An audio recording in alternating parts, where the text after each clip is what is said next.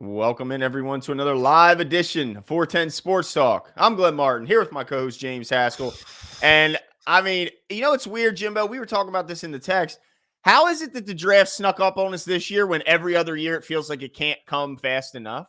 Dude, oh my gosh. It's insane. It just – the fact that it's less than – Charles said it. The fact that it's less than 24 hours away is just ridiculous. It's crazy to think that it's tomorrow night. I feel prepared and unprepared for the emotional roller coaster all at the same time.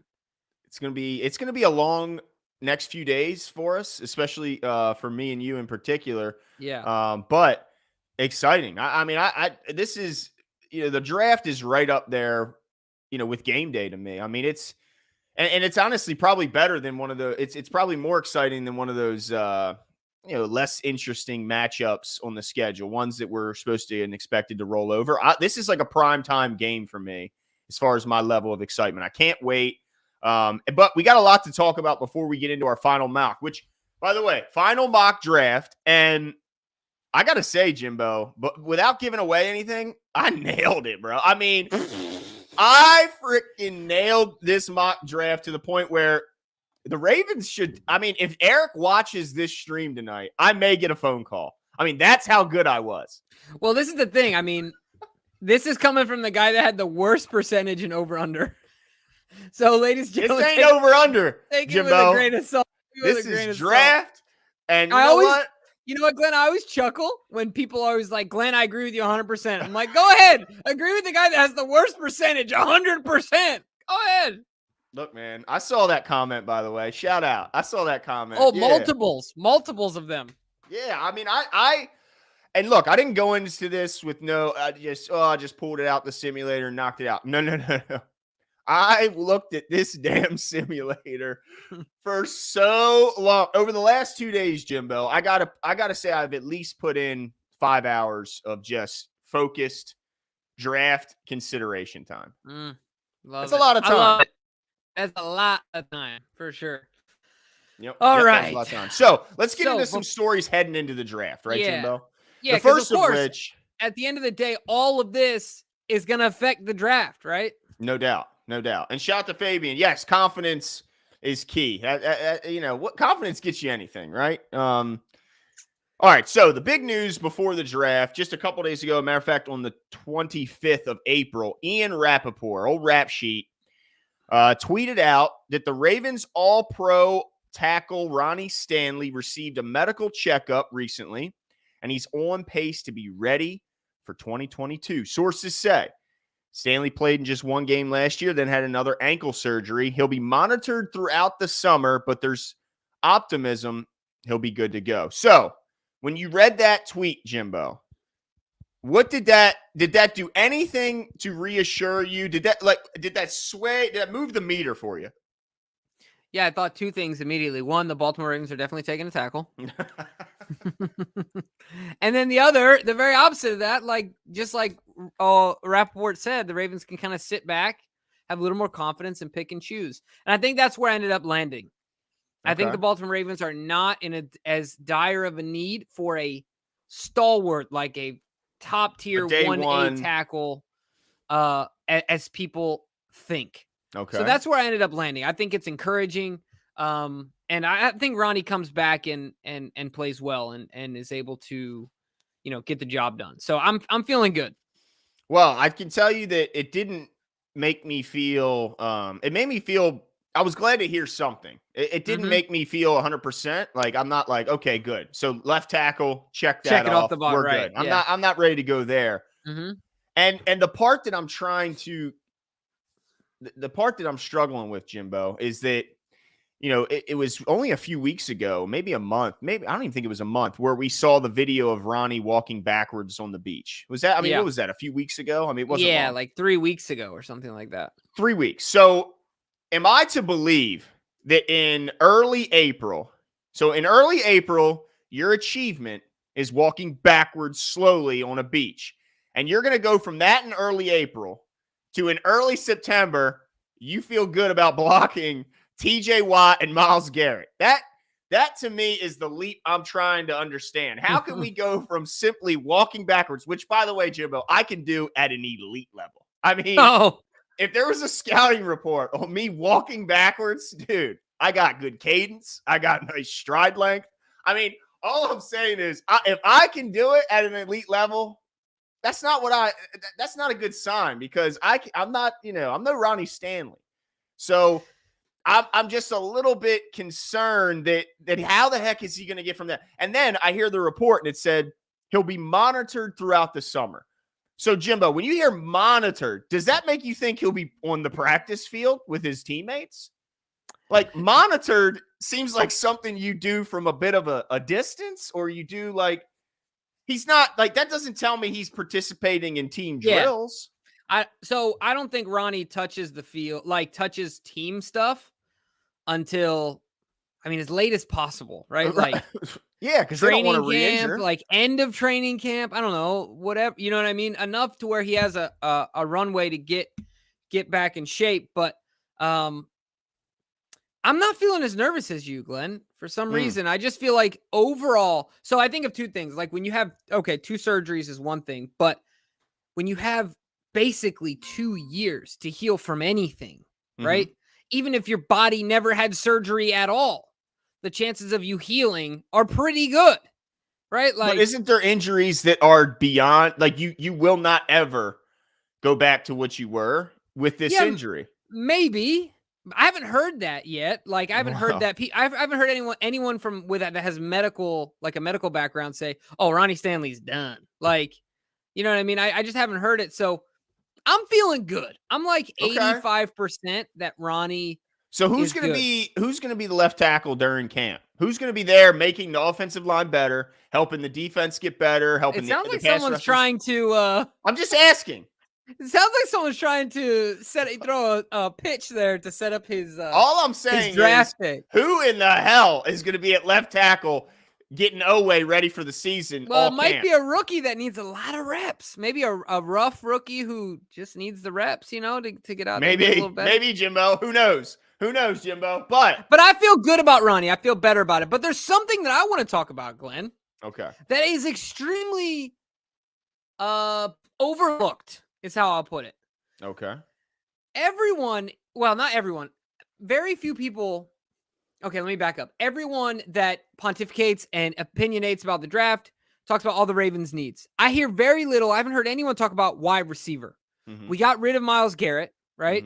Hollywood Brown is not Myles signed. Garrett, hold on. Or sorry, we did not get, Miles Boykin, not to be confused. We would not get rid of Myles Garrett. Myles Garrett ate Miles Boykin for lunch today. No, so we got rid of Miles Boykin. Hollywood is disgruntled by some reports. Rashad Bateman is an up-and-coming guy, but he's super young. We have a lot of dogs in the room that I think want an opportunity to eat. But at the end of the day, the Ravens have now been in two discussions. One regarding DK Metcalf. Two, the second regarding Deebo Samuel. The Ravens apparently think it's more of a need than we do. At least in my mind, if the reports have any veracity to them, it sounds like the Ravens are in the market for a wide receiver. What's your take on that? Like, do you think it's more of a thing than a lot of media members are making it out to be? Yeah, this one's kind of I can understand why someone would say there's a void in the receiver room, in that they don't have the obvious jump ball threat. They don't have the obvious, 6'4", 220 guy who can go up and get the ball. They don't have that guy. But at the same time, I look at the depth chart and I see, who are they going to cut? I mean, who are they going to get rid of? Because last year, so I just pulled up the depth chart from last year and I just pulled October 1st depth chart. So it's not the camp break depth chart, but it's pretty early on in the season, right? The 10-1. 2021 depth chart. They had 5 receivers on the depth chart. Of course, Sammy, number 1, then Marquise Brown, and then Duvernay, Prochet, and Tylan Wallace. Because at this point, Bateman was out with the injury. So at this point, he wasn't listed on the depth chart here. So now with him replacing Sammy Watkins, if you take him and you put him in the place of Sammy, it's still 5 receivers now on the. So if that's the case, if they keep 5. Then they already have the 5 on the team. So that means they would have to cut one of those 5 if they draft a receiver. So who do you want to cut? I mean, I think that we all agree that Marquise and Rashad Bateman are locks, and so is Devin Duvernay, right? He's a lock. He's an all-pro. Yeah, he's an all-pro. All-pro. So I don't think Tylan Wallace is gone because he didn't do anything to warrant that after an okay only chance he got, he made a great catch. A huge catch. So, and then James Prochet, in the limited times we saw him, made big-time plays, and he's the backup return guy on the team if something were to happen to Duvernay. So who are you going to cut? I mean, if you want to tell me that Benjamin Victor isn't going to stay on this roster, he's currently listed, and Jalen Moore, okay. But that means they're keeping 6, and I just don't see that happening. Yeah, so maybe they are that's why they're in the market for a trade, and maybe it will include, I don't know, maybe number 5, right? That could be a possibility. It's just so interesting because it's under discussed, certainly, and the Ravens are obviously thinking about it. So it's going to be something that's going to be interesting to watch all the way up till tomorrow night, ladies and gentlemen, because who knows? We might see some fireworks, man. It's going to, whether that be in a surprising pick or in a surprising trade, just not sure. But I do think that it is more on the front of the Ravens' mind than what people are discussing, because if not, we wouldn't be in the news about it, right? Right. Yeah. So it could be due diligence though at the same time. Yeah, but the other thing I think is interesting, it's not like, I mean, every team does their due diligence to certain, respect. So, like, why wouldn't the list on Debo be all 32 teams? Why wouldn't the list on DK Metcalf be all 30? You know what I'm saying? Like, maybe all these teams aren't doing their due diligence, Jimbo. I don't or maybe all those teams aren't having substantial conversations. Like, hey, this is the scenario that we would be willing to play ball, right? Yeah. Now the Jets are kind of emerging as the odds-on favorite to land Debo if he is traded. And I haven't heard anything about the Ravens. He's got to catch passes from Zach Wilson. Ugh. Yeah, brutal. Well, or handoffs. Yeah, well, he ain't about that. No, he ain't about that life. You don't want that. Shout out to Brad in the chat. Hey, shout out. Appreciate all the effort from Brad. Brad, by the way, dude, I know you got a mock somewhere, so shoot us over the mock, dude. We might have to either give you respect or criticize a couple of your picks here live on the show, my man. Yeah. So send it over. But Glenn, should we get right into it? Yeah, I think we should. I think that's the next logical place. Now, the question is, how do we reveal the picks? Oh yeah, not seventh. The last pick all the way up to number 1. So, ladies and gentlemen, if you want to know our number 1 pick, you got to hang. In. And the really cool thing, before we get into this, is we kind of talked about this in our last show, and something I'm going to keep talking about because I think it's really exciting. We already got a decent amount of folks that have already done it, but every week when we go live, of course, we appreciate everyone that participates in the chat, and anyone that throws in a super chat, of course, gets a guaranteed response. But in addition to that, as we are ramping up our studio, guys, which we're really excited about, one of our walls is dedicated to you guys. We're going to write your name up there, and for every person that submits a super chat, we will write your name up on the wall, so you will be a part of the show in perpetuity. There you go. Right? So I think it's going to be really cool. Go ahead and feel free to do that tonight. 1, to support the show. 2, to participate, right? Like, that's what we love more than anything.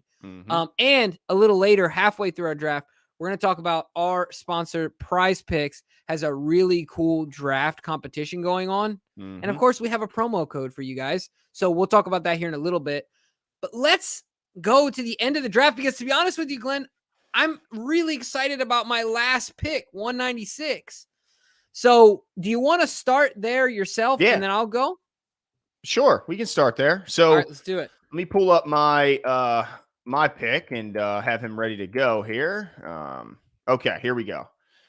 All right. So on the screen here is my pick at number 196.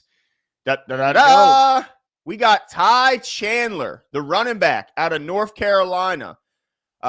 This guy is an absolute burner, Jimbo. And look, we got some studs coming back in the running back position. There's no doubt about it. Gus Edwards and J.K. Dobbins will be leading this team when it comes to a backfield perspective. But there's some opportunities there, I think, where we could improve in that backfield. And the main spot's going to be as a receiver. This guy is an absolute burner. He's got extensive pass game experience. He's got 91 targets in his career.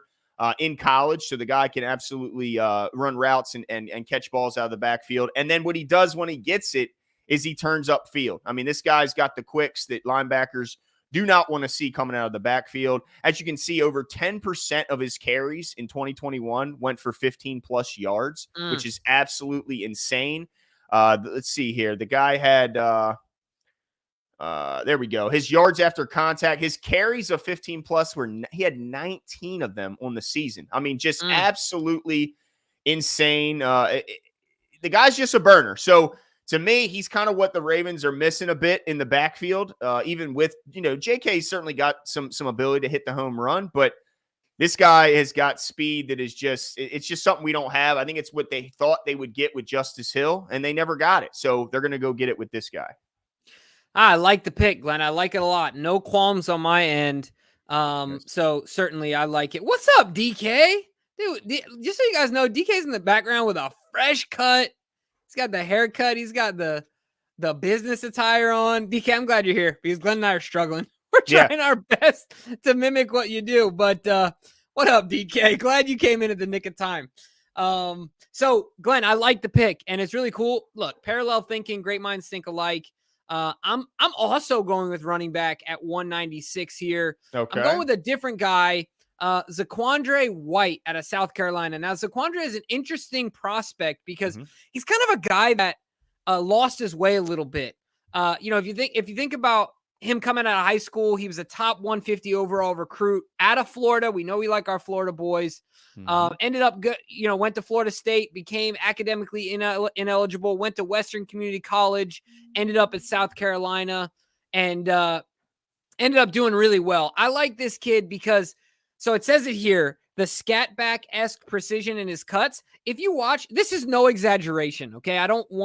He's not Lamar Jackson, but Lamar has that one where he puts his foot down and he has that 30-degree, that little cut where he catches people while he's still moving full speed. And it is powerful. I mean, it's a very impactful move. This kid has the same thing. He plants the right foot and bam, he leaves people in the dust over and over and over again. He's just a playmaker with the ball with the ball in his hands. And the other thing that I noticed and really liked from PFF was that they said he has tools that no one else in this draft has at his position physically. I like that because at that pick, it's kind of, high risk, high reward type scenario. So he's also capable of things physically no one else in the class is. I like that a lot. So I think this kid's got it. Watched some decent amount of film on him. I think he's just a playmaker. And like you said, it's a way to kind of round out that room and offload a guy like Justice Hill. Yeah. Yeah, no doubt. Now, the only thing that worries me about him is I see in the cons, it says his hands went clang. I know. He had 4 drops on 23 catchable balls. So that is a little worrisome. But I do like the burst and the make you miss and stuff like that. But the one thing that we've wanted from Justice Hill forever is what? Open field. We always talk the open field. Like this kid, I would hate to play freaking Red Rover with this kid. You know what I mean? Or capture the flag, anything. Trying to chase forget him it. Yeah. Yeah. No, I mean, and now just to everyone's saying that Chandler could have been found as an undrafted. Well, somebody said that Chandler could have been found as an undrafted. Just so you know, our guy DraftPlex, extremely accurate, had Ty Chandler as the 8th best running back in the entire draft class. Yeah. And so to get him at 196, I think is an absolute steal. And that's fair. That's a fair point. Really quick, Glenn, just to kind of preface that, one of the things, guys, one of the things we did to set this up was we used and great idea by Glenn here. Might as well use the best information you can get because that's what it's about. It's about using the information given to you and then kind of distilling it through your own lens, right? Right. What you believe. And so we use DraftPlex to help us with where guys are taken. Yeah, PFF. Right. But specifically, I feel like in the range in which we believe guys are taken, we probably leaned on him the most because he's been the most accurate for years now. Yeah. So why not? Right. So yeah, he knows what he's talking about. So, all right, moving on to, let's see, pick number, what's that? 141. 141. Okay. Now this one, I'm hoping you can help me out with this one, Jimbo. It's the player you pulled up earlier on NFL, because if you pull him up on PFF, it looks like a dumpster fire. Okay, hold on one sec. What was his name?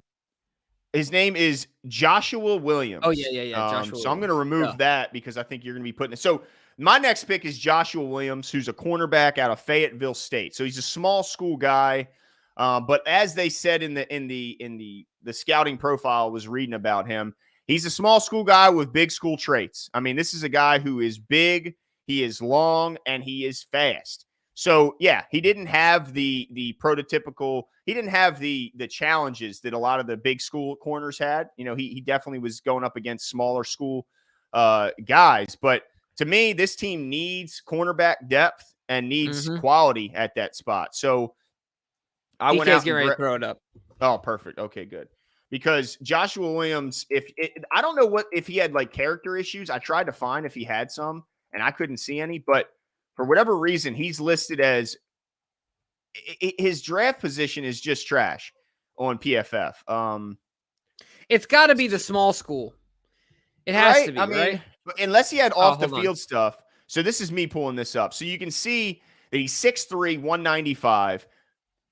It's a massive leap going from Division II, but excellent size, excellent speed. But of course, because he's a predicted such a late round pick, they don't have a ton talking about him on PFF. So I was hopeful. There we go. Okay, here we go. All right. So if you read, NFL Network does a little bit better job of breaking down some of the late round draft picks. So you can see on the screen here, 4.53 at 6'3". You know, that's pretty nothing impressive. To shake a stick at. Yeah, pretty impressive. So if you continue to pan down, I mean, it's a bit of a project, but look, I mean, I think that this is a guy you take a shot on if you want to have outside corners that have length and can cover.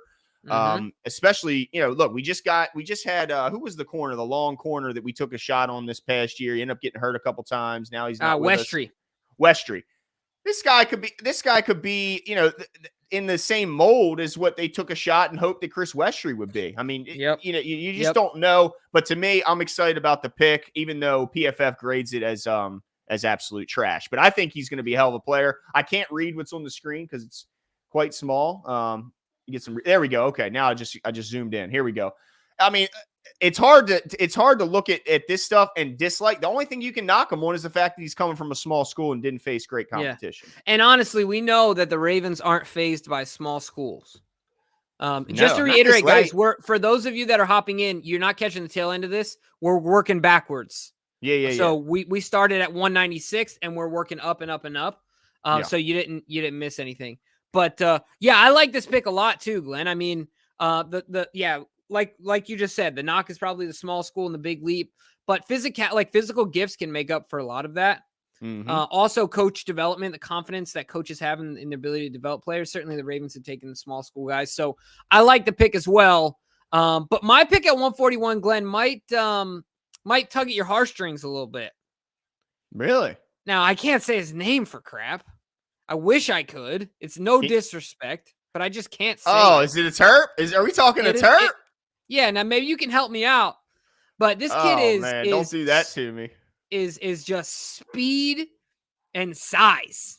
Yeah. I just have visions of him and Mark Andrews on the field at the same time on each side of the offensive line, and defense is having a headache. Now, do you know how to properly pronounce this guy's name? No, but I know on NFL Network they have a pronunciation guide, and so if DK could pull that up, that would be awesome because this is all it shows us. He just hit in 30 seconds ago. He's already back there sweating. You know what, DK? I would do this, but for some reason my computer won't allow me to pull up NFL.com. So he's got parental controls. Yeah, my wife doesn't let me look at NFL.com. Oh, geez. No, but the thing that's great about him, of course, is the 40 time, right, Jimbo? You mute yourself? What in the world? Oh my goodness, this is his first day. But no, I don't know how to pronounce his name. I just remember Chig. There we go. We'll call him Chig. What I do know is that the guy. I'm back. Okay, there we go. All right. What happened, Jimbo? I can't hear you. My stupid board. Can you hear me? Yeah. Okay, I got you. Now, you're just playing games with me. You're like, yeah. No, you keep going in and out. All right. So anyway, I really like this pick because of the combination of the guys that we already have. At the end of the day, the speed to me is everything. He's not overwhelmingly large. He didn't have like overwhelming production, but The 40 time is what I'm falling in love with. The athletic ability is what I'm falling in love with. I see this kid blazing down the field. And I mean, he's basically what Miles Boykin should have been. Well, right? I mean, Miles at tight end. Point is, I like this kid at tight end. I think he's a mismatch. And you don't ask him to do too much, right? You say run straight as fast as you can. mm-hmm. And Lamar Jackson is going to throw you the ball. Okay. All right. Hey, so I love like the speed. This kid. Hey, look, there's no doubt that they missed the speed that Hayden Hurst brought back in 2019. Absolutely. Yeah. And he would fix that speed issue really and quickly. if he's loose enough with the hips, you get him in third level blocking, you get help there and things of that nature. So, yeah. All right. Yeah. Let me go to the next one. Is that okay? Yeah, you got 139. Let's see what you got. 139, Glenn. I got the same guy you picked, but a little higher. I went Joshua Williams. So not a ton to report there, but I like him as well. I think we need to take swings at corner at the end of the day, right? Yeah, yeah. And everyone talks about how much money we've already invested there, but the draft is a way to invest capital there without investing a ton of financial resources. So I think, just like you mentioned, I'm not scared about the small school issues because I think the Ravens have some of the best evaluators in the NFL. So not too much to report there. So I'll move on from this one, but he's my 139. Also, just letting you guys know, the PFF rated this an F. Yeah, me too. They rated F. Yeah. I mean, but that's nonsense. I don't even know if he'll be there in the fourth. Yeah, PFF. Yeah. Well, anyway. I mean, look, they do have the best draft simulator, in my opinion. I love their draft simulator. All right, my next guy is right on the screen. I got it 139. They're going to take a linebacker that's going to help them in a big way. This is so funny because I have a linebacker too, not him. Okay. But I liked him. And anyway, go ahead. Sorry, go ahead. Yeah, no, you're good. So it's JoJo. I think it's Domann from Nebraska. Yeah. This guy, he's the perfect hybrid style linebacker that is really made for this day and age in the NFL. The guy is a coverage monster. The guy, he's got 87.8 coverage grade this past Crazy. year. I mean, he's a converted safety, so he better cover, right? Exactly. I mean, he is just he's a smooth athlete. He's a guy that's going to quickly, look, I know you've been here, Jimbo. When you watch Patrick Queen in passing situations, try and guard someone, it makes you want to bash your head into a wall. Well, this guy can now be your new dime linebacker, and he can come in on those sub packages where he can cover the slot, he can cover the tight end, and also if they want to squeeze a run in there, to try and catch you off guard in a passing situation, the guy's good there too. I mean, I just feel like he is the perfect add to this team in this day and age in NFL, where you need speed and you need coverage ability if you want to stay on the field as a linebacker. And you're constantly in sub packages nowadays in the NFL. This isn't the old, 3 yards in a cloud of dust. It's just a different league. And so to get this guy in the fourth round, who can also be your special teams captain, people I think are overlooking how much special teams quality the Ravens lost. And you can say, it's special teams, it's this, it's that. That's fine. But John Harbaugh values special teams. And it's the reason the Packers lost the playoff game. Exactly. And look, period. Kocat was here for how many years? And the reason he was here and the reason he had such a long career wasn't because of what he did on defense. Okay. Right. It was because of what he did as a special teams player. So I'm excited about adding a guy like this. I think he's got the speed, coverage ability. And all those who are saying, if you think he's too small, he's the same. He's a little bit taller and the same weight as Patrick Queen when he came out. Yeah. Who was also a converted running back who's undersized as a linebacker. So, yeah, I mean, just is what it is. Now, the other thing that I stand to note here before I give my pick, Brad also took Joshua Williams as well at 119, and he took the tight end out of Maryland at 128. So pretty interesting. Wow. Now, I don't know, when you got a lot of minds thinking like that, it makes me wonder. I like to think we got a pulse on the Ravens and how they think. Yeah, I like to think that. Well, they needed help at linebacker, or they wouldn't have been beating the doors on Bobby Wagner so much. Right. So I took a linebacker as well, Glenn, but I took a kid that had some injuries that would have been drafted higher certainly this LSU? year. But yeah, Damone Clark is who I went with, and simply because I think after our video of whether or not we need a linebacker, I kind of fell somewhere in the middle. Mm-hmm. where like I would love to have Devin Lloyd. Like I would be ecstatic. I would jump out of my chair if we picked Devin Lloyd tomorrow night. However, where you came from was like Patrick needs more time, right? Yeah. So what this does is it allows this kid to kind of sit back if he's still resting, still going through the recovery of his spinal fusion, all those things. It gives a runway to where both things can happen. You can say, all right, Pat, we're going to give you some time here to continue to develop, but we got a kid back here that we think can get the job done. Or of course, if Pat improves, then Bynes leaves and this kid is doing nothing but learning under probably one of the guys that's done the best at getting as much as he can out of himself as a player because of his mental game in Josh Bynes, right? Mm-hmm. So I think it's a win-win here. I like this kid for all the tools he has. I know a lot of people are nervous about the surgery, as am I, or else he would have gone higher. But I think at this pick, there's value, and I like the higher risk, higher reward pick here. I love it. I think he was a guy in about 3 of my mocks I took in this exact same spot. My only concern is that the only reason I veered away from him, Jimbo, is when Eric DaCosta was talking about the 4th round picks. Now, this is obviously he could be blowing smoke, and this is something, this is just common draft talk. He said he expects them all to contribute year one, which we know that, Damone is not going to be able to contribute year one with the spinal surgery, but you're 100% right. PFF said he'd be 50 spots higher ranked if he was healthy. So the guy's a talent, and if you want to get great talent in the late rounds, you usually have to pick a guy that either has off the field issues or an injury history. And in this case, it's an injury thing. But when he's healthy, there's no doubt about his ability. Yeah. So anyway, I like both picks there. I have no qualms with.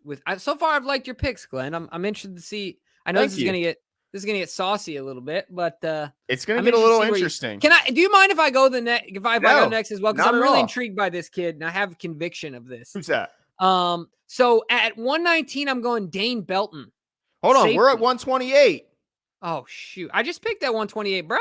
Well, who'd you pick at 139? Damone Clark. I took Joshua Williams at 139. Oh, that's right. I forgot. Okay. Did you give? I didn't give my 128 yet. Dang it. That's what it was. Okay. Who you got at 128? As I reveal my freaking. Oh, geez. That's okay. All right. Go ahead. That is quite all right. All right. So 120. 128. I went tackle here. I went tackle because I think this team needs to build its depth at the tackle position. Because look, I like Morgan Moses. He's getting older. Right. Ronnie Stanley, we know the issues on the left side. So I went out and got a big, lengthy Braxton Jones, tackle out of Southern Utah, played for the old Thunderbirds. The guy was obviously dominant in a small school. But what I love about him is his wingspan is absolutely freakish. 7'1", right? Isn't that what it is? Dude, yes. Unbelievable wingspan. Like, and what do the Ravens typically look for? If you look at who they've grabbed at tackle, either it's free agency or draft, it's freakish wingspan. Tyree Phillips, freakish wingspan. Orlando Brown, DJ Fluker, who they grabbed, freakish wingspan. Like, they just seem to like guys with big, long arms. So this guy is an absolute mammoth of a guy. So he's a little rough around the edges, and he's a small school guy, so he's got some developmental time.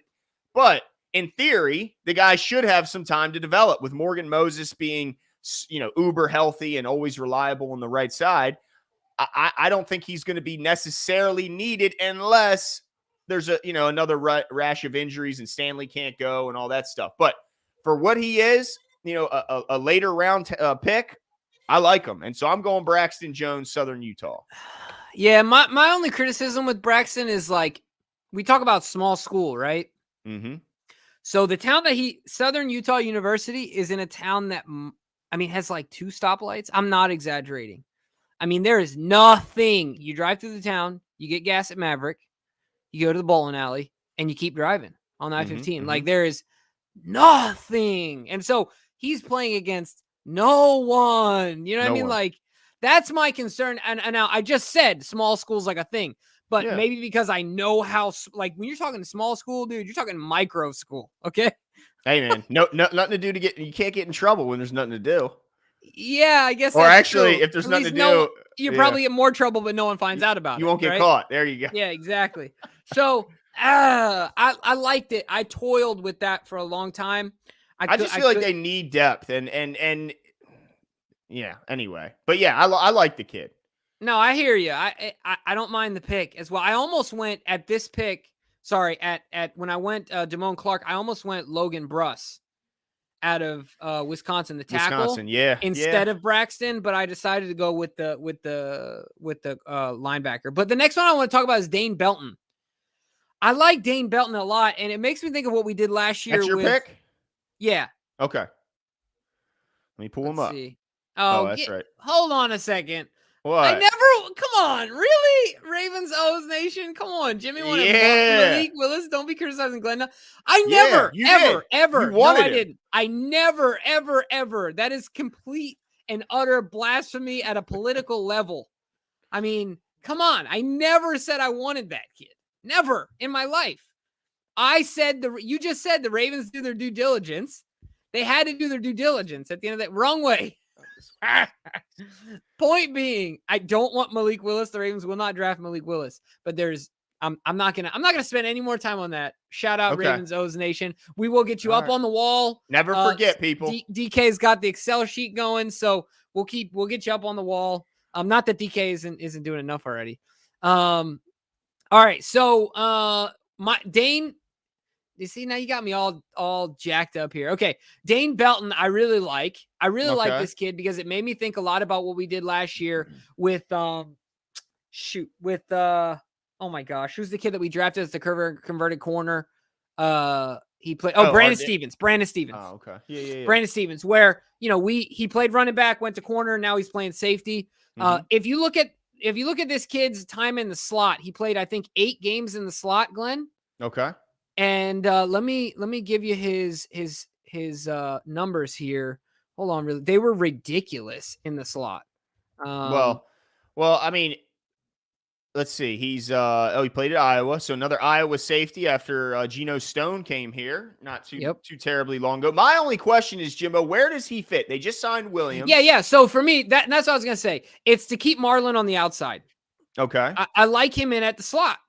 Okay, so that's where he thrives. Now he's not a safety. He's not. I'm not taking him to be a safety. I'm taking him to be a slot corner. Sorry, I realized that I started looking things up without finishing my thought here. But let me give you. I want to be able to give you some numbers here that I thought were pretty eye popping when it came to coverage in the slot. So give me 1 second here. Let me pull up my man. Hey, you hear that, chat? Lisa Ann ain't having it. Ain't no picking on me tonight. You know, oh god, she ain't having it.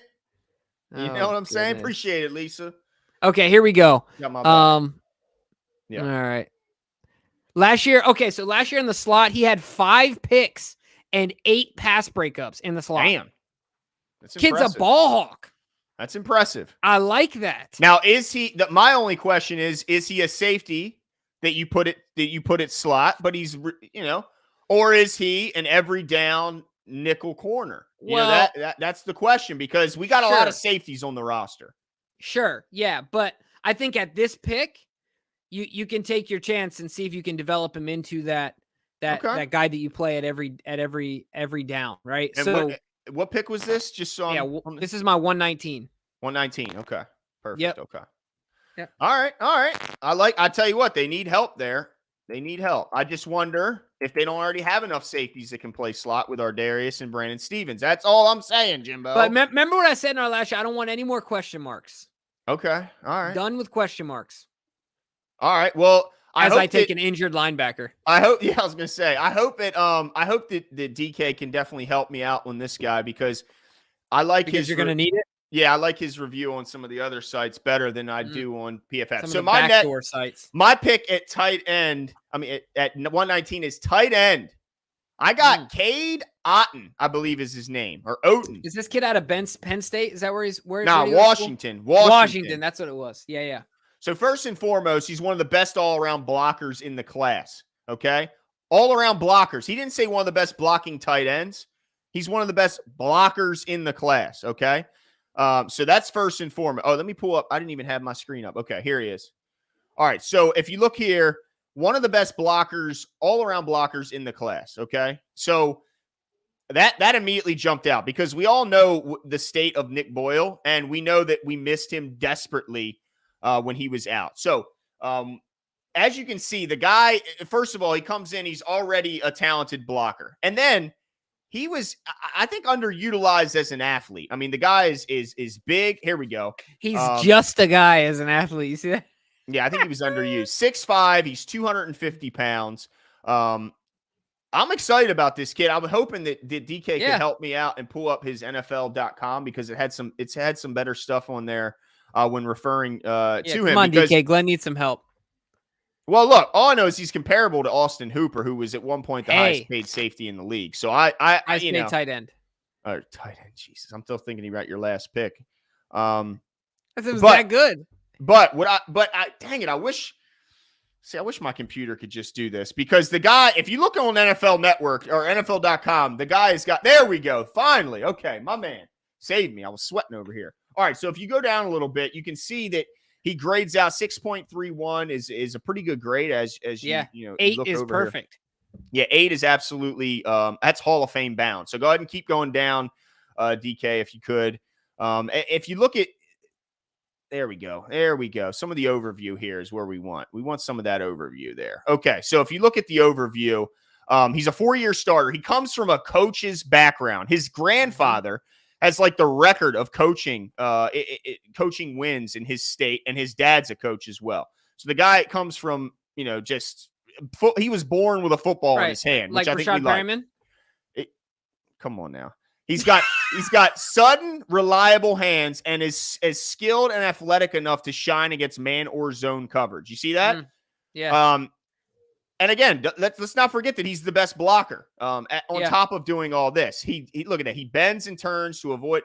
Let's see. He's a smart route runner with basketball athleticism for uncovering. I know you like hearing that, Jimbo. Changes speed. So he's more than just a typical, all right, go out and run the route. No, he understands that you have to change speeds. You can't play at 100 miles an hour at all times or you can't get open. I really like this kid. I think he's got talent to become a starter in the league and to be that third guy, that Hayden Hurst that we have.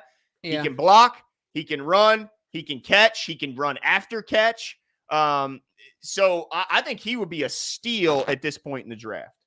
Yeah, I agree with you. I like it a lot too. Other than the blocking piece, he reminds me a lot of his draft profile reminds me a lot of Dennis Pitta, except Dennis wasn't really a willing blocker. Yeah, that's the wasn't a big fan. He's more of a basketball player maybe than this kid, if you will. Right. So, but I like the pick. I mean, because I think at that position, you can get open in a number of ways. And I guess at every position, but like at tight end, you can be overwhelmingly athletic. You can be overwhelmingly fast, overwhelmingly large, or you can be overwhelmingly smart and find the right places to sit, you know, just sit your butt down. Right. Yep. And he's probably one of the best at that. He's like, to me, he's a more athletic version of what, you know, Nick Boyle is. Now he's not obviously the level of blocker that he was at this point, but if he's the best all-around blocker in this class, he didn't say at tight end. He said in this class. So, you know, that's got to get you excited. All right. So who you got with your next pick, Jimbo? Yeah, I got, I'm going tackle here. At 110, right? Just so we're on the same page. Yeah, 110. I'm going tackle here. Kellen Diesch. And I'm sure that he popped up on yours as well a lot. But I like this kid because he's tried and true, right? Like he's one of the highest rated guys coming out, period. I think he's a great value pick. And his body's there. You want to talk about, at least in my opinion, you want to talk about country strong. I mean, the kid, he's a Texas kid. And I'm going to give you some of the stuff that I really liked on him here. But really quickly, before I talk about some of the notes on him, I want to mention that the reason I ended up picking him over some of the other prospects here was because Eric DaCosta talked about taking tackles and moving them around. And so to me, I think this kid has the ability potentially to say we swing him into guard. Like you can see here where he can prove his size. He has a frame and athleticism to pass protect at the NFL level, but none of the play strength. Now, I know inside you have to be extremely strong, but you don't necessarily have to be as large as the guys on the outside. I think this is going to sound goofy, but strength is one of the easier things that you can acquire, even if it's not God-given, right? Like you can hit the weight room over and over and over again until you're just a freak, right? Now it's his job and not the side thing. Yeah, he's not eating cereal in the cafeteria and going to practice, right? So I like this kid. He's athletic, he's quick, and of course you can see here he's got a tremendous base as a run blocker. So that's what we want, number one. So you like his base? Nice. I like his. I like his lower half. So anyway, I like this pick here. I like this kid at tackle. I think there's value at this number. So I'm going with my man Diesch. Okay. Kellen Diesch. All right. Yeah, I definitely looked a lot of Diesch here. I checked him and looked over him. I just don't. I mean, I think he. It's weird because it says he's more of an outside zone guy. Where'd Jimbo go? Okay, he's addressing the dogs, but. Yeah, so here we go. I like. Thanks for pulling this up, DK, because this gives us a little bit more context. I like him. I just am concerned that he's more of a zone guy. He's a little slight, for 6'7", be only just 301. He's a little slight, and he's short armed at 32-inch arms. Typically, 33 is kind of the minimum, and you want to be up to 35 for a really long armed guy, which is typically what the Ravens go after. Those long armed guys. And 32-inch taking liberty arms, over here, Glenn. I see you. 32-inch. I was filibustering until you came back. Yeah, taking liberty over here. But look, 32-inch arms is a little short. I don't know if we want a T-Rex out there. Well, we can put him in as guard. There's a lot of versatility with this kid. A lot of versatility with this kid. But no, I mean, I think I like the experience that he would bring, and if we want a guy who can, get in there early if need be. Then you want a guy who's actually, done it and done it in a because we don't want Southern Utah out there at left tackle week 1. No, we definitely don't. No, we definitely don't. So I'm pretty sure you'd rather have Gator arms over here. Well, but not in the long run. I'd rather have Braxton Jones. But as I'm saying, long run, you can swing him in at left guard. Well, maybe I have a short-term solution that isn't Braxton Jones. So let's move on, and maybe that's some foreshadowing there. But all right. So my next pick at 110, I'm going to address the edge position because I know that we need some help, ladies and gentlemen. Yeah, we need some help at the edge spot, and this is a perfect guy that can be that help that they desperately need. So I'm going to go to Miami, Ohio, which, by the way, is the alma mater of Coach John Harbaugh. So he knows his guys that are coming out of here. So what? What's wrong? Nothing. Go ahead. Dominique Robinson. First of all, he's 6'5". He's 253 pounds. But the most interesting thing about him is this guy used to be a wide receiver, Jimbo. Yes, I love this kid. How crazy is that he used to be a wideout? Now, dude, you saw tape on him, right? Yeah. I mean, you talk about a guy who is just a freak. I mean, just an absolute freak. Go ahead, Jimbo. Talk up my pick. I like it. So Let me hear I picked this kid as well. I have him on my draft board as well, and I picked him. Yeah, no, absolutely. Like he's athletic, he's loose hipped, he's long, right? He's got such a he makes me think of a Great Dane puppy. Right? Like he's got so much frame and he's 250. Yep. He's going to get stronger. He's going to get more explosive. He's going to get better technique wise. Dude, I think this kid is a steal here. Mm-hmm. I love this pick because to me, he's a little different in that some guys, you want time to ramp them up because they don't have some of the skills. Where I feel like he has a lot of skills, but he just needs physically to get there, right? Like he still has a way to go from a skills perspective. Yeah. But it's just some physical things. He looks slight, right? You put him out there, offensive lineman is going to really, dude? But I mean, at 6'5", 253 as an outside linebacker, he looks so slight, big, doesn't he? Yeah, he does have because receiver. He's got a basketball player. He also has build. A frame that you can see can support more muscle mass. So much. Yeah, way more. So as you can see at a 6.3 grade, which if you're getting that in the fourth round, that's an absolute steal. Go ahead and keep going down because this is just his bio here. There we go. Overview. So he's a wideout turned quarterback hunter with the bricks and mortar needed to build an impactful career as an outside backer. So just an odd transition. I don't know how many receivers at the college level. I mean, this was a receiver at the college level, not in high school. You know who else that the Ravens have that came in as a wide receiver, right? Who's that? Big guy in the middle. He's going to the Hall of Fame. Huh? Who's our big guy in the middle on defense? Is going into the Hall of Fame? Yeah, he was a wide receiver. Really? Well, Yeah. he's a 6'9". Oh my God. But yeah, what I like about it is the explosion that he has, right? He gets Yes. up the field, because that's kind of the one thing that's a bit of a knock about Owe is his get off is not, it doesn't match up to his athletic testing. Like And his high end speed, right? he's a little slow with his get off, whereas this guy may not have the 4.3 high end speed, but he's got better get off than Odafe Owe. So, yeah, I mean, to get this guy at 110 when you need edge help would be an absolute steal, in my opinion.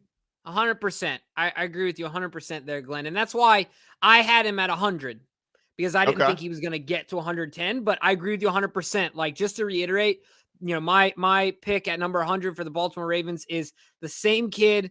The conversion is really cool because, like you said, he's got the get off. He's got the ability to beat someone in front of translatable skills, right? As a wide receiver, you beat the guy in front of you in a short period of time, right? Yep. In a different way, like different context. No, but you're there's 100% right. translatable skills, right? Because the corner wants to get his hands on you just like an offensive lineman does. Just like it. Right. And so to be able to do that and have that technique and translate that over, I think has helped shorten his learning curve. And he's not stiff. Sometimes, like, I like a Jabo, and obviously he's not going to be around. I would love the Ravens picked him. But the one thing I get concerned with the Jabo is his lateral movement is not great. A lot of these guys that are uber explosive at the edge lack in some lateral movement, right? Yeah. I like this kid's lateral movement, his hustle. He finishes plays. I love this kid. And so that's why I had him at 100. That was one of the picks that after I considered it didn't take me too long. I was like, yep, this kid's a Raven. Yeah, so love it. All right. That's my 100. Who you got at 100? All right. So at 100, let me pull them up here.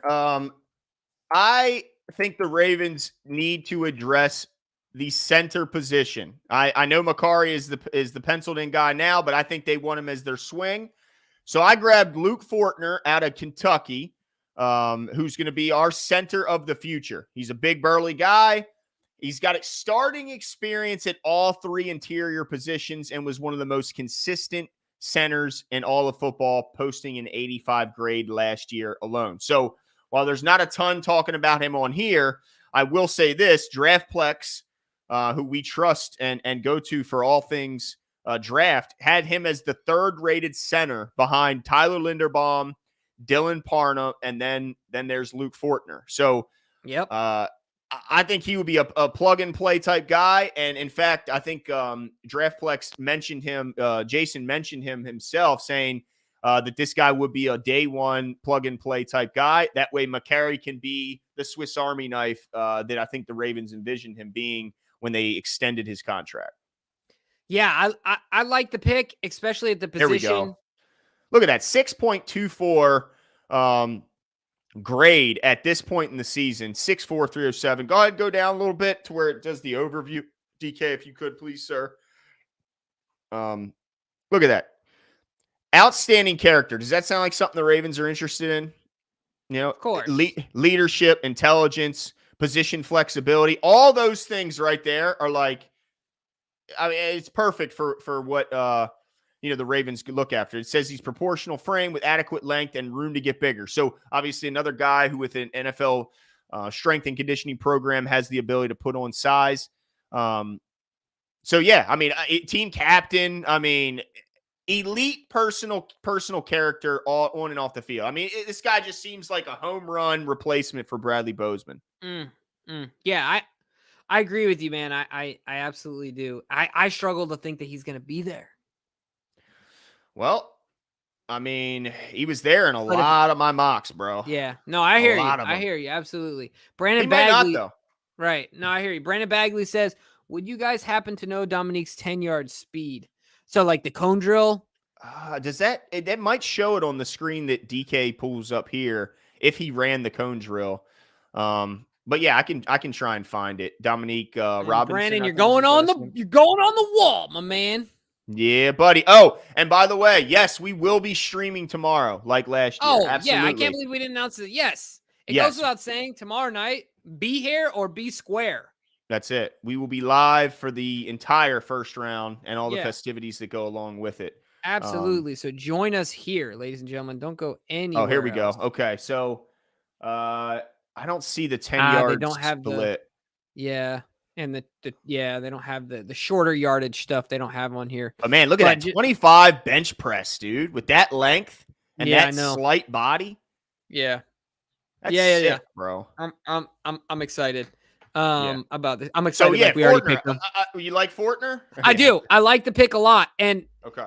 So yes, I like the pick a lot. In fact, my pick at 76, I'll just keep moving up the board, is not him, but it is a person who's very similar, and that I'm sure you saw in a lot of your mocks as well, is Dylan Parham. Oh, I love it. Yeah, from Memphis. I like this kid because number one, first word, versatility. Versatility. He can play both guard spots, and a lot of people have him transitioning into center. Second word, size. He's got good size to him. He's already 311 pounds, 6'3", over 33-inch arms. Mm-hmm. The kid is I like their description of him here. He's a task-oriented blocker. Like, I also like that, he's a 4-year starter who can play either spot. He's able to process and adjust to alignments really quickly, which what ends up happening having to happen at center. And so I think this kid, if he's not a day one starter at center, which some people might say that might be a stretch. No, he will. I think that, so I don't see it being an issue, but if it's a stretch, you give him a little bit of a runway with Macari, let him ramp up, and then 3-4 weeks in, he's playing at center. So I like this kid. He's strong. He's fast. All the things you guys can see here on the screen, he's available, right? Like, yeah. So I like this pick a lot. I almost took him. Actually, in fact, I took him in a lot of my mock drafts in the third round at this exact spot, I think. But a lot of times he wasn't there in the third round because he is a great pick. He's Macari, but like a more hype version. He had a 90 overall grade at right tackle in 2020. So he's like Macari, but like better. A higher prospect. So I love that pick. If they got Parham or Fortner, I would be absolutely hyped because I think behind Linderbaum, Parham, and then Fortner, it's a pretty steep drop as far as having a plug and play guy. I think those are the three that you could consider plug and play. But yeah, I mean, he doesn't even have he's got, he's got average arm length, but for a center, that's above average. Like he's got average as a lineman. Right. But yeah, 4-year starter, can play anywhere on your offensive line. I think he would be an excellent add. My only thing is he there? Because I agree with you. Right. I think and that's why I took him at 76. I took him at 76. There's no way he gets play to any 100. game. Right. Didn't play any games there. Now, the one thing I will say that when it comes to the offensive line, I've been saying it for a while now on the show, no more question marks. Like this, there might be other players that have a higher ceiling. There might be. I think that's a fair argument. Mm-hmm. But this kid has a very high floor. He's very proven and mature as a player. So he's not a question mark to me. To me, he's going to end up being an NFL starter for the next 8 to 10 years. Like, that's just what it is. It's a pretty safe projection. Yeah. So I like this kid there. I mean, you put him next to a vet at right guard, put him in at center. Yeah, I think we got a lot of help there for Lamar Jackson in that. So that's my pick at 76. Who you got? All right, 76. Yeah, so 76, I already addressed this position once with the pick I had at 141. Oh, are you going edge? No. I'm going back to the cornerback position. You mentioned that you need a slot. I agree. I think they do need a slot, but I'm gonna go out and I'm gonna get an actual corner that plays slot. You know what I'm saying, right. Jimbo? All right. So this guy, he's small. He's 5'8", 174, but the Ravens surely have their history in taking cornerbacks of this size. So, but what I love about him is that, look, we already have a great kick and punt returner in Devin Duvernay on this team, but he's going into his third year, Jimbo? Yep. I'm not sure how long the rookie deal was, but I believe it was 3 for him, a 3-year deal. So they have to make Devin's 4. Oh, is it 4? Okay. Yeah. So they have to make a choice here soon if they want to pay him. And there's a very real possibility that a team might, overpay or outmatch the Ravens in what they can offer. So this is a contingency plan. He's the best kick and punt returner. But he's also a playmaking all-around corner. I mean, that's what's really great about him. He is, look at this, hips like butter. He's so clean in his transitions. But he's not just that, Jimbo. He's hard-nosed. He puts his nose. He's a great tackler, even at 5'8". He's that small. Yeah. He's a great tackler. He's a slot only corner. But he's a hell of a player at that spot. And what do we Mhm. need? We need a Tavon Young replacement, in my Yep, opinion. that's exactly what he is. Exactly. And I already got the outside guy later on in the draft with Joshua Williams from Fayetteville State. This is the slot guy. So I'd be hyped if they could get him because I think he's a day one every down. And look, the Ravens use their nickel package or larger like 80% of the time, or even might even been higher. I have to try and remember off the top of my head, but they're almost always going to have 3 corners on the field. And I hope that this guy is the third one when September comes around. No, I like the pick as well. And I think it's interesting that you double dipped. I mean, I don't have any qualms here, except, I mean, he doesn't seem to have an injury history in the past, but I don't think Tavon did either. And then, he got in the big leagues and I think some of the size or lack thereof caught up with him, but it's so hard to tell what causes injuries, right? Like it's some of it's just bad luck. I mean, look at Sproles. You know what I mean? Exactly. He's like, so there's plenty of guys that are tiny that do well in the league. So I love the pick. I think it would be great. And he would thrive in that room. He would certainly feel in need, right? 100%. 100%. We want Marlon on the outside as much as we can. It's interesting that you double dip. Now I'm getting to our second round pick, number 45, Glenn. High value pick. Yeah. And I also double dipped. 45? Yeah. Yeah. Big time. Yeah. So I also double dipped here, guys, as far as getting the same position group twice. And I went to the School of Athletic Freaks, and that is USC, and took Drake Johnson after much consideration. Yeah. The kid is relatively unpolished, or at least, I don't know if unpolished is the word, but like an unfinished product. So, but I like what I've seen in the bits, right? Like the sample size is not tremendously large, but I think the kid his athleticism is ridiculous. His rawness is definitely there, but the reason he's projecting there is because sometimes you can't teach certain things, right? You can't teach speed. You can't teach the bend. The bend. Exactly. Man. The bend, the frame size, the long limbedness, like you can't teach those things, but get him in here, get him learning from some of these other guys. And certainly, he can learn some of the things that he might not know right now. So I like this kid a lot. I think he comes in and makes more of an impact than people initially think. And it's totally worth the pick. So I'm going Drake here at number 45. And I'm excited about it. Get him and young boy Dominique in there along with Adafe. Ooh, you got a little bit of a room there. You got some athletes coming at you at the very least. And that's what they certainly need. They need to add talent to the room. I thought about Drake.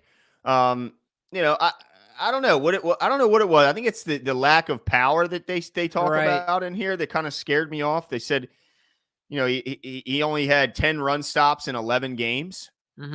That kind of did remind me a little bit of Ngakoue when I read the description, and that like he might not be super interested in stopping the run. If he can get to the passer, I don't give a damn what he does against the run because we got big old Snacks Ferguson, who has shown no ability to get to the quarterback, but he at least has shown that he can stack at the end of the line. And so I think you can find some run defenders. If you tell me that Drake's going to go out and get to the quarterback, I'll take that. And let's see what you can turn a 20-year-old into because he's only 20 years old. It's insane. He certainly has a lot of runway, like you mentioned. All right, so I'm also – this is 45, right, for you? Yeah. I'm also going edge here, but I'm going to go a different edge. You can probably guess where I'm going. Let's see here. Why is he not popping up here?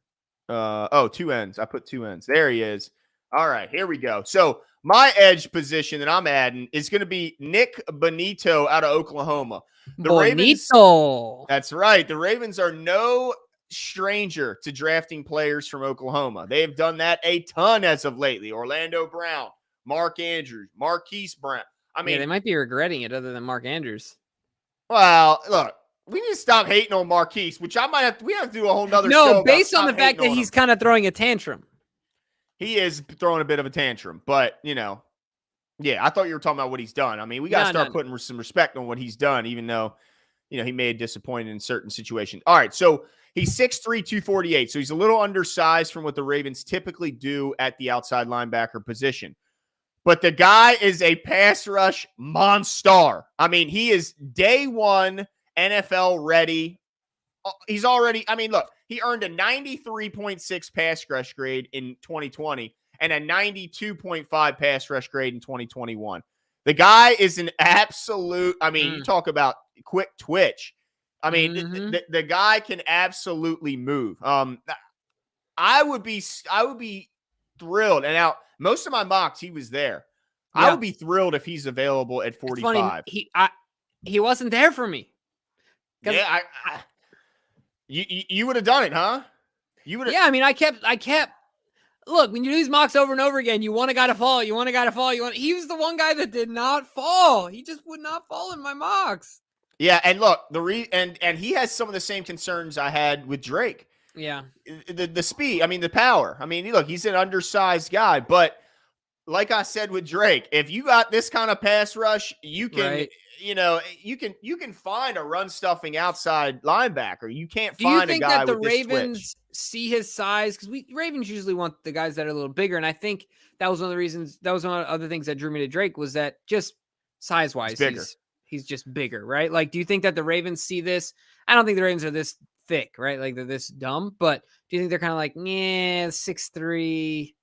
You know what I mean? So, they're 248. I see what you're saying, because you're right. Typically, they want a 6'5", 6'6" guy who's around 260. That's their typical. So he's about 10 pounds too shy and 2 inches too short.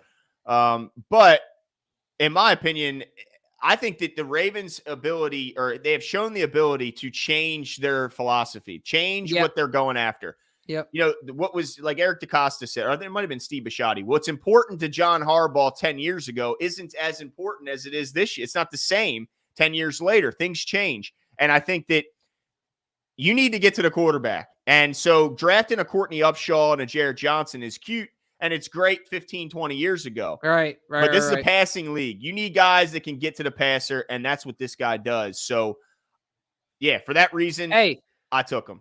Went to Thomas Aquinas High School. You know, as Don't you they guys have the most? Well, and our buddy Joshua Harris is over there. So shout out to Josh. And he only worked with one Lamar Jackson in the best season of his career. So they got some talent for sure. All right, Glenn. Here it is. 2 edge guys on mine. Here's the one, the number 1 overall pick. Oh my gosh! I'm gonna let you go first because I know it's coming my way. So I'm gonna let you go first. Yeah. Look, we got some monsters up front, okay? But there ain't no monster like this dude on the Ravens roster. I think I know where you're going with this. We have a new twin tower in the building. Yeah, I'm going with Jordan Davis. Wow. No Devin Lloyd. No, I gotta be real. I think there's some other solutions in Damone and Logan Brush that get it done.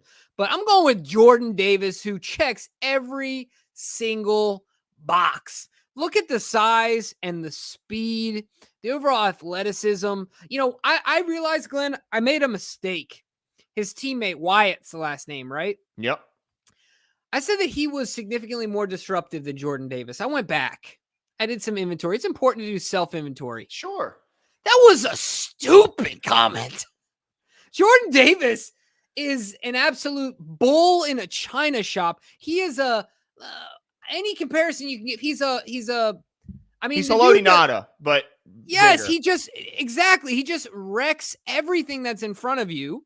Yeah, and he's reminiscent of Haloti Ngata. Why would I take anyone else but this kid? I want Jordan Davis. Period. And if you think about this, you think of Jordan Davis, you think of Michael Pierce, you think of Calais Campbell, and you think of Justin Metabike and Derek Wolfe.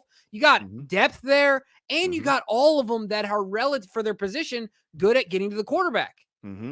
So I like this kid. I think he's a perfect fit for the Baltimore Ravens. Ozzy, call up Eric. Say, Eric, don't get cute. Let's get the man in the building. Jordan Davis with the frozen toddlers in his mini fridge and all. Bring it, baby. Jordan Davis. Wow. Okay. So that's the one. Now, let me ask you, how long did it take you to come to that conclusion? Look, the comparison is Haloti Ngata. I didn't even see that until right now. Like, I read through all this, but I didn't know that they put it on there. Bam, you called it, bro. So it took me a long time. Can I tell you who it was between him, and this is crazy. I almost went receiver. What, Drake London or Tyler? I almost went Drake London. Wow, the big fella. I almost went a little crazy because the size and the production in such a short time. The dude had 1,100 yards and not even a whole season. Yeah. 6'4". He's a monster. But Jordan Davis is rarefied air, bro.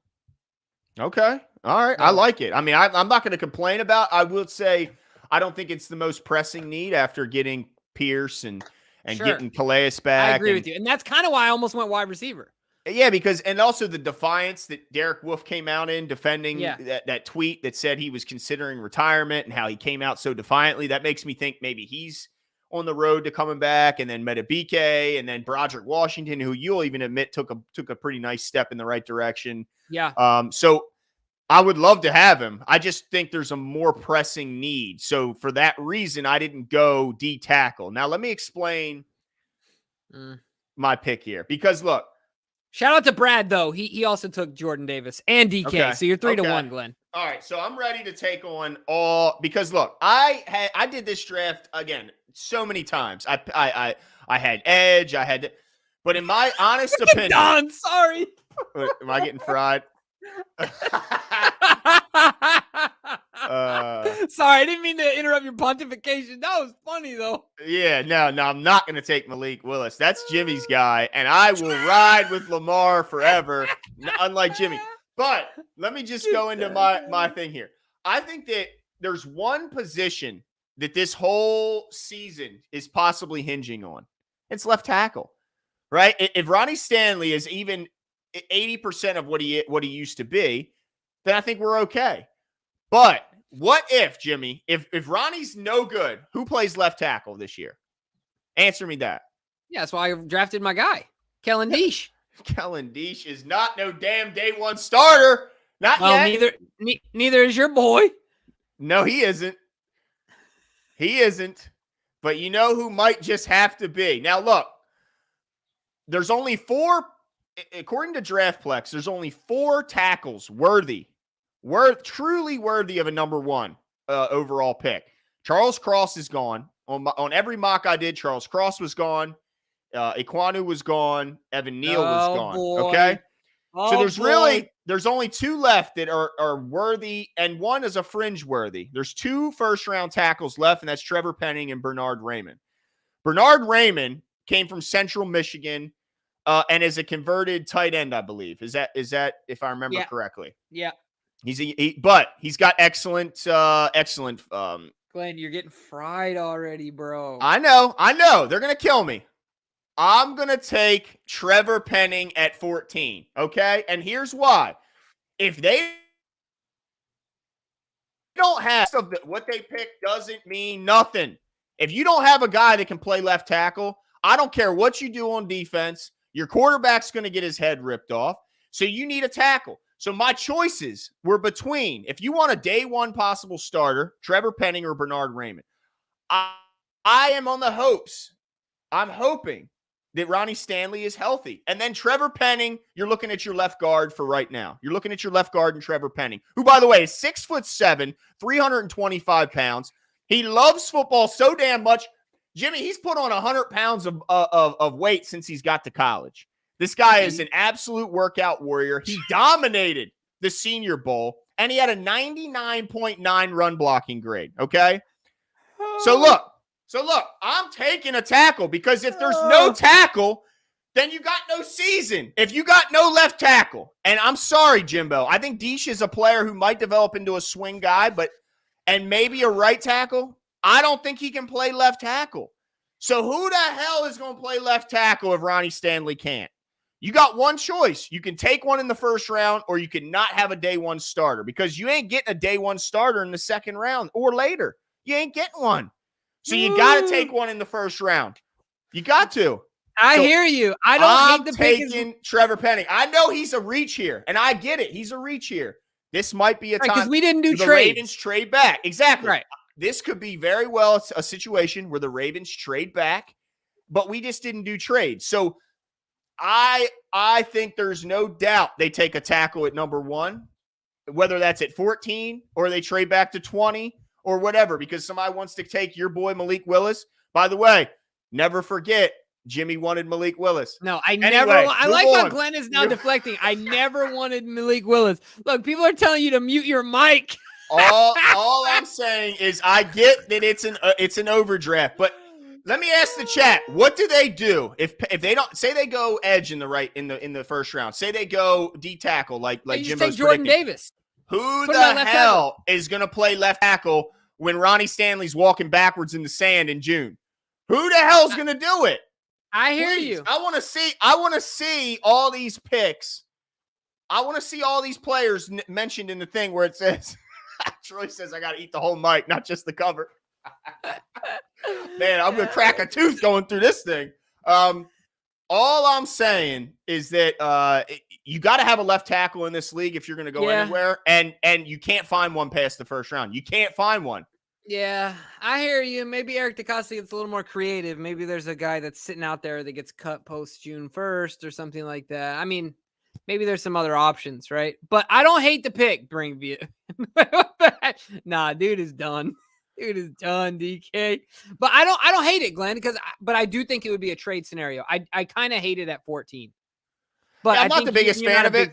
I'm not the biggest either. fan of it at 14 either. But So I do think it's such a need that I just don't know what they would do. In your scenario, Jimbo, that means it's between Diesch and Tyree Phillips. And that's how is that not terrifying to the chat? How are they not going, we cannot? Where's all the Lamar lovers out there? Where's all the you got to protect Lamar? What is you guys are just hold on. I got another contingency plan. I'm putting Dylan out there, bro. Dylan Parham. He can play everywhere on the line. I'm putting Macari out there. Oh God. I'll put Macari out there. I'll put Parham at center. Stop it. I'm just saying there are options, but I also understand your conundrum. Like, I'm with it. That's 100%. where I was. I had Jermaine Johnson in my first round, although I don't think he's going to be there. I had Karlaftis, even though, I mean, he'll probably be there, but I wouldn't love that. I had multiple guys there, but I just couldn't get past what if he's not ready. I can't get past it. And and you can tell me you can find one. Name one in the second or later that could start week 1 if they needed him to. Yeah. No. Name one. I mean, I named 2, but but you're BSing. Yeah, well, you don't believe you're putting a center at left tackle, Jimbo. I mean, if you have to, sure, I'm doing it. But do I want to do it? No. But I do have a little more faith in Ronnie coming back and at least. And what gives you that faith? The walking in the thing? No, honestly, it's just the fact that it's been 2 years at this point. It's been 2 years. Ronnie, it's been 2 years, dude. Yeah. Like, people have come back from way worse things in a 2-year span. He can make it. I hope you're right. I hope you're right. Well, this is my draft, just so people can see that it was done for real on a mock. This wasn't, I just wrote them in and this guy wouldn't be available. Yeah. I made sure. So I made sure I screen capped that to show you guys. Yeah, look, they're killing me on PFF too. D-.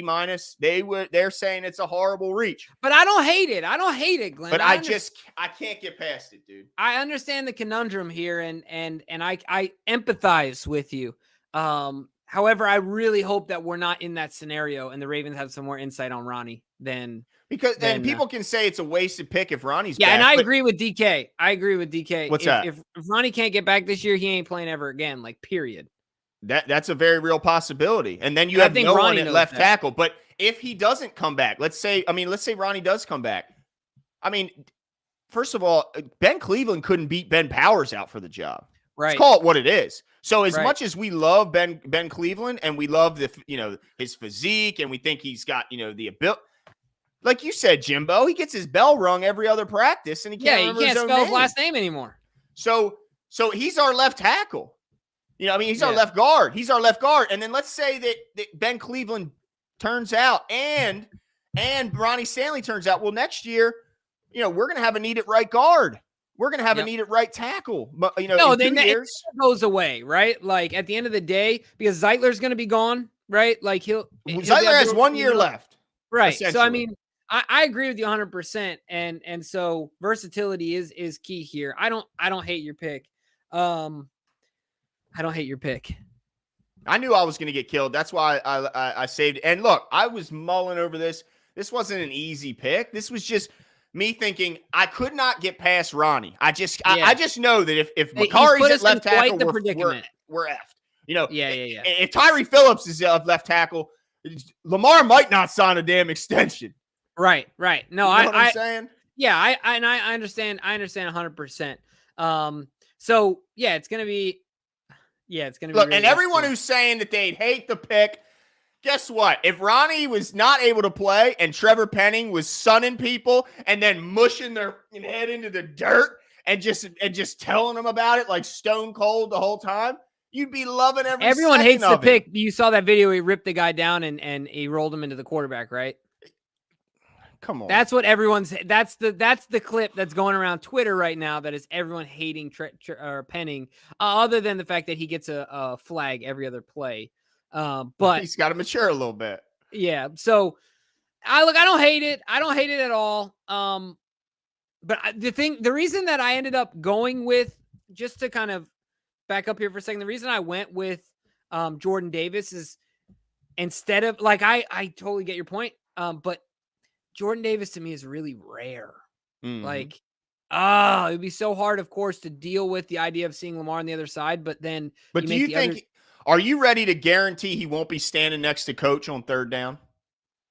You talking about Davis? Yeah. I mean, to me, I don't look at it like I have hopes and the people are anticipating and kind of projecting, but nobody knows if he's a 2-down player or a 3-down player other than those projecting.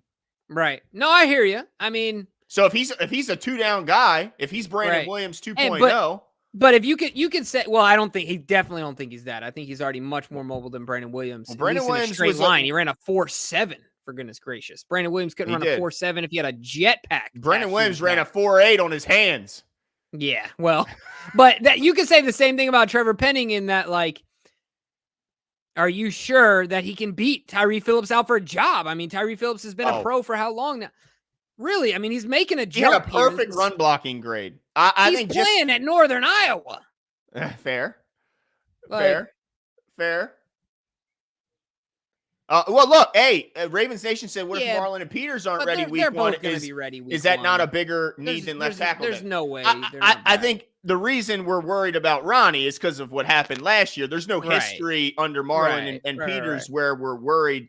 And honestly, I drafted, in my mock, I drafted two cornerbacks who I think took are a corner ready. And then a safety that we could convert to corner. So I mean, we addressed that position, and I'd be stunned with the injuries to Marlon and Marcus Peters if they weren't fully ready to go. And that's the expectation from the front office as well. For sure. Well, look, I had a blast tonight, Glenn. Yeah, man. I didn't touch on Prize Picks really quick. I want to give them a shout out.